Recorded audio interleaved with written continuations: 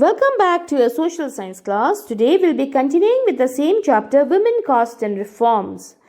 Well, now let's study about the demands that were made for equality and justice by the great reformers.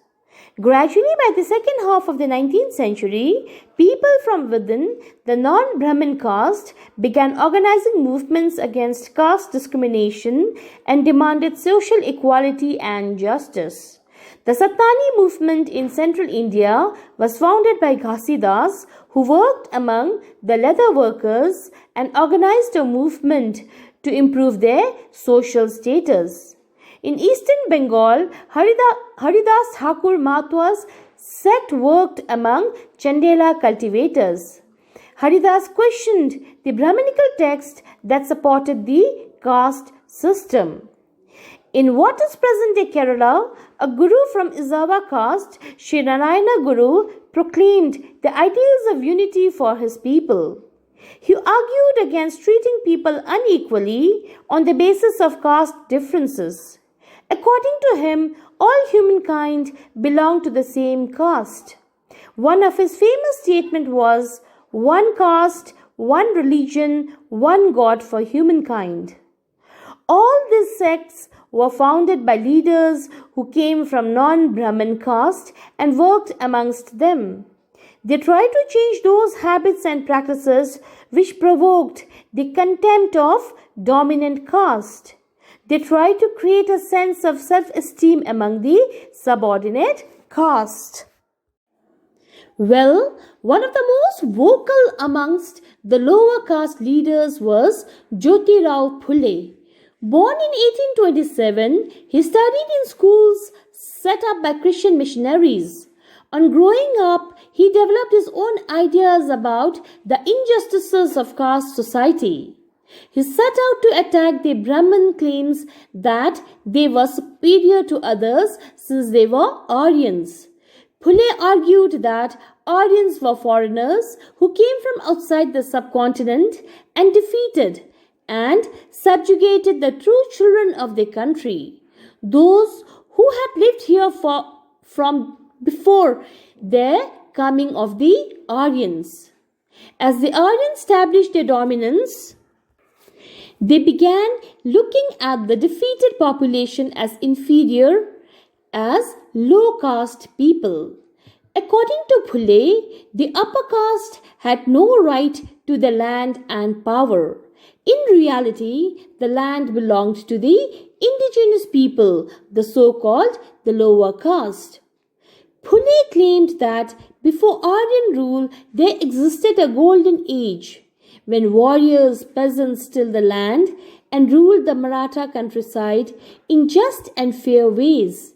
He promised that Shudras, that is the laboring caste, and Ati Sudras, who are the untouchables, should unite to challenge caste discrimination.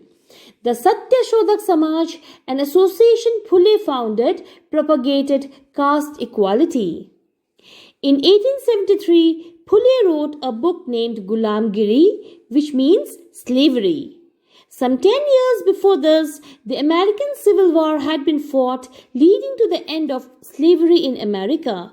Phule dedicated his book to all those Americans who had fought to free slaves, thus establishing a link between the conditions of the lower caste in India and the black slaves in America. As this example shows, Phule extended his criticism of the caste system to argue against the forms of inequality. He was concerned about the plight of upper caste women, the miseries of the laborer, and the humiliation of the lower caste. This movement for caste reform was continued in the 20th century by other great Dalit leaders like Dr. BR Ambedkar in Western India and E.V. Ramaswamy Naikar in the South. Now, let us try and understand who could enter temples during that time. Well, Dr. B.R. Ambedkar was born into a Mahar family. As a child, he experienced what caste prejudice meant in everyday life. In school, he was forced to sit outside the classroom on the ground and was not allowed to drink water from taps that the upper caste children used. After finishing school, he got a fellowship to go to the United States for higher studies. On his return to India in 1919, he wrote extensively about upper caste power in contemporary society. In 1927, Ambedkar started a temple entry movement in which the Mahar caste followers participated. Brahmin priests were outraged when the Dalits used water from the temple tank. Ambedkar led 3 such movements for temple entry between 1927 and 1935.